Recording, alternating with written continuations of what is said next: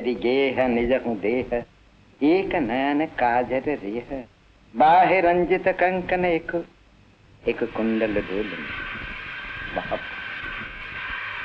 बाहरे गोविंद दास बाहरे वैष्णव काव्य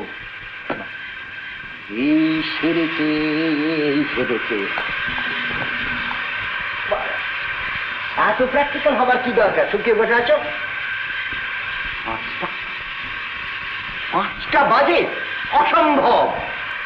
তুমি ঘড়ি নাও, ঘোড়ার মতো ছুটছো।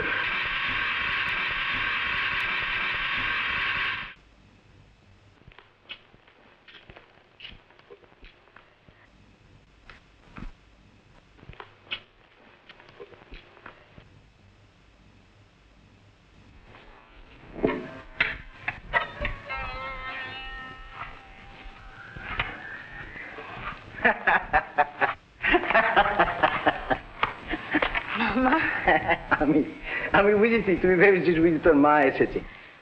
খুলে ফেল চশমাটা খুলে ফেল।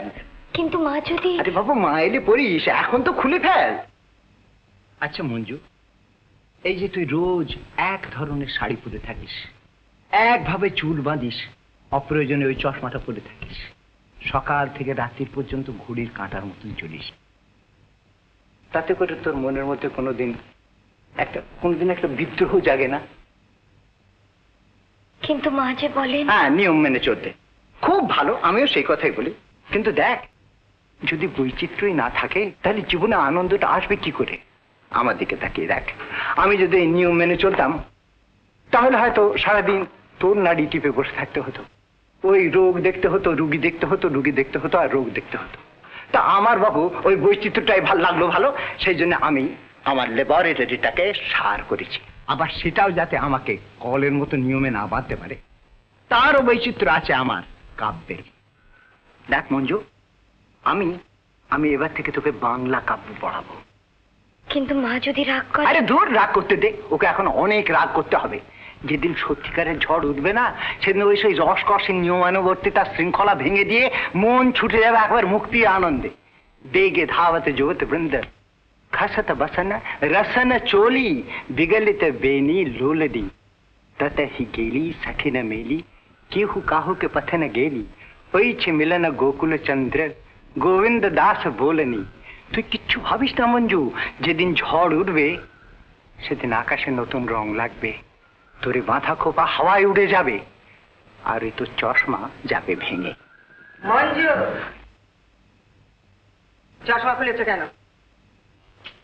আমি খুলতে বলেছিলাম। ডাক্তার তোমার সর্বদা পরে থাকতে বলেছে, কেউ বললেও আমার কথার অবাক হবে না। আচ্ছা অনু, ও যদি চশমাটা পরে থাকলে অসুবিধে বোধ করে? কিসের অসুবিধে? না মা, অসুবিধে কি আশ্চর্য, ওর চোখ তো সেরে গিয়েছে। আমি ডাক্তার, আমি তো জানি ওই ছোটবেলাকার প্লাস পাওয়ার চশমা পরলে কিছুদিনের মধ্যে সেরে যায়। তুমি ডাক্তার কিন্তু প্র্যাকটিস করো না। যারা প্র্যাকটিস করেন তাদের মত মঞ্জু সর্বদা চশমা পরে থাকবে। অগত্যা। কিন্তু অনু, তুমি সব কথায় ওরকম রেগে যেও না, তোমার প্রেশারটা বেড়ে যাবে। না, বাড়বে না। আমি বলছি বাড়বে। রেগে গেলে প্রেশার বেড়ে যায়, এইটাই হচ্ছে মেডিকেল থিওরি। প্র্যাকটিস না করলেও আমার কথাটা শুনিস। তা তো বুঝলাম, কিন্তু তোমার এখানে কি দরকার ছিল? ওই যে আজকে ওই 4:30 থেকে মঞ্জুর গান শেখার কথা না, তা আমি কোন রকম সারা শব্দ না পেয়ে নিজের ঘড়ির দিকে তাকিয়ে ভাবলাম হয়তো আমার ঘড়িটা ভুল, আর না হয়তো এখানে কোনো অসুখ বিসুখ করেছে বা কিছু হয়েছে, তাই একবার খবর নিতে এলাম আর কি। না, অসুখ বিসুখও না, কোনো রুটিনের অদল বদল হয়নি। শুধু আজকে বোনা শিখতে যাবে কি? বেশ তো, মঞ্জুকে আমি নিয়ে যাচ্ছি লাবণ্যর কাছে। আজ মঙ্গলবার, তো তাতে ক্ষতিটা কি? নিয়ম মেনে চলাই উচিত। কি মুশকিল, লাবণ্য তো আর তোর নিয়ম মেনে চলে না, তুই নিজের নিয়মের বাইরেই তো তার কাছে তোর মেয়েকে পাঠাচ্ছিস। কি করব, কাছে এখানে কোনো বোনার স্কুল বা মিস্ট্রেস নেই, তাই আমাকে বাধ্য হয়ে লাবণ্যের বাড়িতে পাঠাতে হয়। বেশি গেলে ঠাট্টার গল্প শিখবে, তাই সোম বুধ শুক্র ছাড়া অন্যদিন যাবে না। বুঝেছি, সপ্তাহের অন্য দিনগুলো সে ওই মুখখানি শুকিয়ে এই বন্ধ ঘরের মধ্যে আমাদের পণ্ডিতজির কাছ থেকে কালোয়াতি গানের তালিম নেবে, আর নয়তো ওই... তাই শিখবে। তোমার আপত্তি আছে? না, আপত্তি থাকলেই বা শুনছে কে বলো। কিন্তু দোহাই অনু, তোমার মেয়ের দিকে একবার চেয়ে দেখো, তোমার ওই রসকসীন নিয়ম নীতির চাপে পড়ে মেয়েটা যে একবার শুকিয়ে যাচ্ছে। ওকে একটুখানি মানুষের মতন বাঁচতে দাও না, একটুখানি সাজগোজ করুক, একটুখানি প্রাণ খোলা হাসি হাসুক, একটু বেড়াক, একটু আনন্দ করুক। তোমার বুদ্ধিতে ওর চললে চলবে না, ওকে স্টেট দেখতে হবে, প্রকৃত মানুষ হতে হবে, বড় হতে হবে, সেই শিক্ষাই আমি দিচ্ছি, তাই না? হ্যাঁ মা, তুমি ঠিক বলেছ।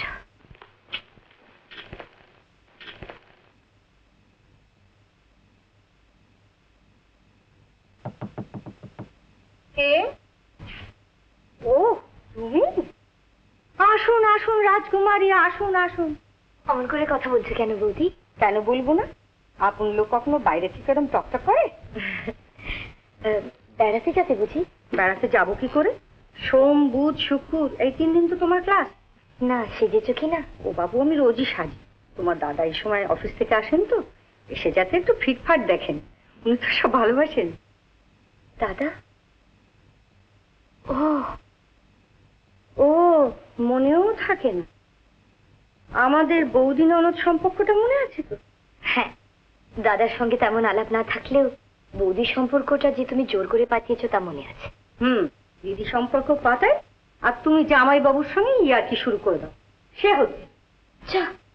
যা না, এখন আমার সঙ্গে গল্প করতে হবে। কিন্তু সে ধুত্তরিতে সেলাই কি হবে? সেলাই শিখে এই যে এত ডিপ্লোমা মেডেল পেয়েছি, কি লাগছে গেরস্থালির কাজে? কিন্তু মা, তোমার মায়ের আর কি, দিব্যি তোমার ঘাড়ে এক গাদা রুটিন চাপিয়ে তিনি নিশ্চিন্ত হয়ে বসে আছে। এদিকে যে হাসি ঠাট্টা না করে একেবারে বুড়ি ভুলে গেছো, সে খেয়াল কি আছে? সত্যি তুমি ভালো আছো বৌদি, তুমি বাঁচো নিজের আনন্দে, তাই তোমাকে এত ভালো লাগে।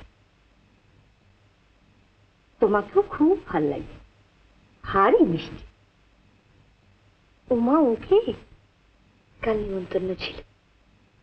নেমন্তন্ন আঁচড়ে দেয় নাকি? ভারী গয়না তো কেটে গেছে। তবু তুমি পড়েছিলে? আমাদের পড়তেই হয়। উফ ভগবান, এই নিয়ম। যাচ্ছি আমি এই ঘরে। বাহ, বেশ মানিয়েছে তো। কি হলো? ও গল্প করছে? কি গল্প হচ্ছিল? গল্প না ছাই, রসকস কিছু আছে নাকি? জানো, গয়না পরতে গিয়ে গলা কেটে গেছে, তা পর্যন্ত মুখ ফুটে বলতে পারছে না। সত্যি মেয়েটাকে দেখলে আমার ভারী কষ্ট। আরে ওরা ওই জীবনেই অভ্যস্ত। তোর ওই জীবন কারো ভালো লাগে নাকি? হাজার হলো মেয়ে তো। তুমি তোমার নিজের মন দিয়ে ওইসব মেয়েদের মন বিচার করতে যেও না, লাভ নেই। ও মেয়ে ঠিকই, কিন্তু তার চেয়ে বড় পরিচয় কি জানো? ও রাজার মেয়ে। হ্যাঁ, এমন আরো অনেক ভিডিও দেখতে এই চ্যানেলটি সাবস্ক্রাইব করে নিন এবং পাশের বেল আইকনটি প্রেস করে দিন।